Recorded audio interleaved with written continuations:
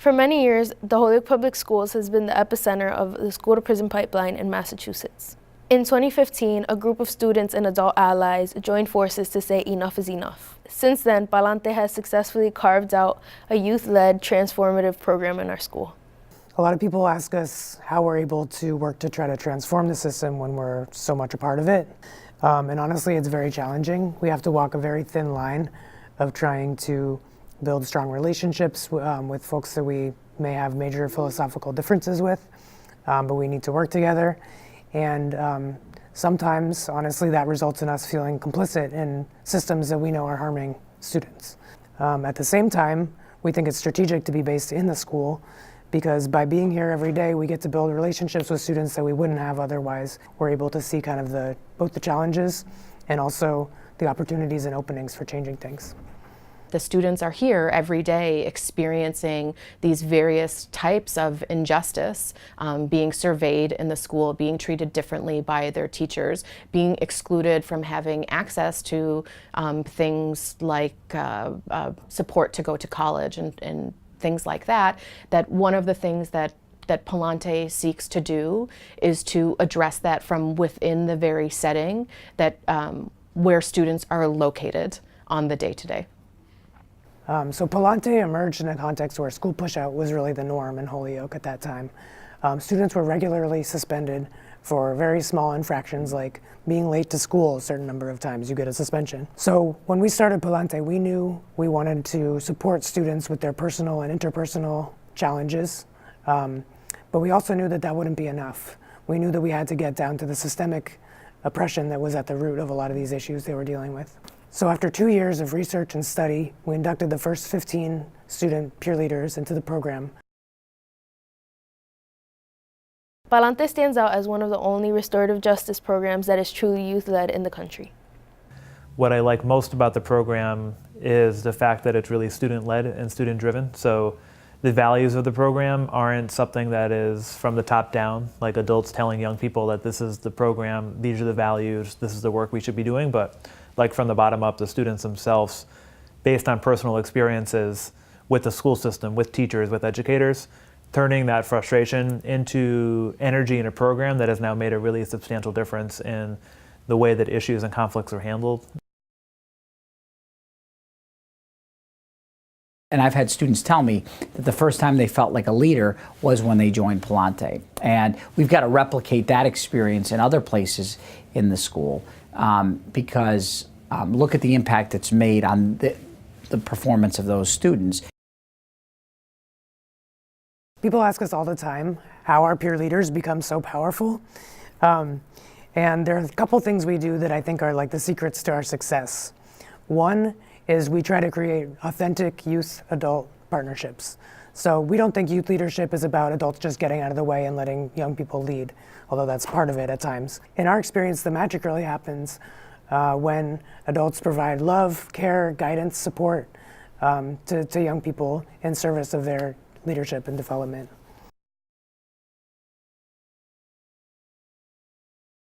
Another secret to our success is that we really try to build in structures into our program that support their leadership at every level. So there's always another opportunity to grow and develop as a leader. As Palante peer leaders, we use circle practice to support our school community. So all of our circles are ultimately hosted by our student peer leaders. However, there's a lot of background work that goes into getting them ready to host. And that involves an adult staff getting a referral, screening it, meeting with most of the people involved in the situation, just determining whether a circle is appropriate, and then meeting with the student peer leaders to fill them in on the situation and create a plan with them on what we're going to do in the circle. As part of their training, we do a week-long training program in the summer, intensive, and then throughout the year we do day-long circles with our peer leaders, as well as the individual prep that we do before each circle.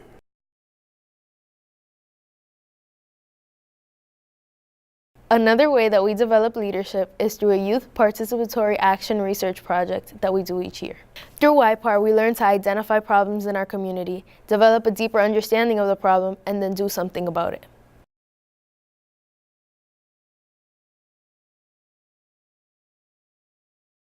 Through YPAR a few years ago, we focused on the in-house suspension room, which was called the student support room, but it wasn't really supportive. Now 3 years later, we have a very positive space with a full-time coordinator, several social work interns, and an AmeriCorps member. Now students get actual support when they go into the student support room. So peer leaders can sign up to be basically an intern or a TA in the student support room for course credit throughout the school year. In their role in the student support room, they provide one-on-one support to students, whether it's academic or emotional, and they also just help manage and run the space.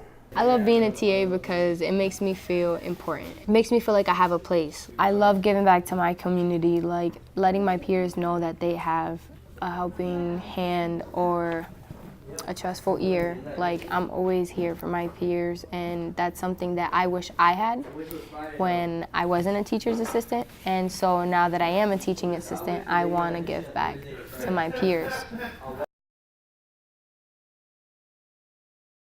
We also have other structures in place to develop our students as leaders. The Youth Advisory Board is a rotating group of about 5 students who meet with me every week to make important decisions about the program and plan all of our larger meetings. The Youth Advisory Board helped create what's now called the Alumni Fellowship Program. And basically, we realized we needed to do more than just try to stop the school-to-prison pipeline. We also needed to build leadership opportunities for students after they graduate. In January of 2019, we hired our first 2 Palante Alumni Fellows. And our goal is that we can expand that program and not too long from now have Palante alumni running the program. Being an alumni fellowship has given me a lot of great things, a lot of benefits, a lot of skills, especially life skills, communication skills.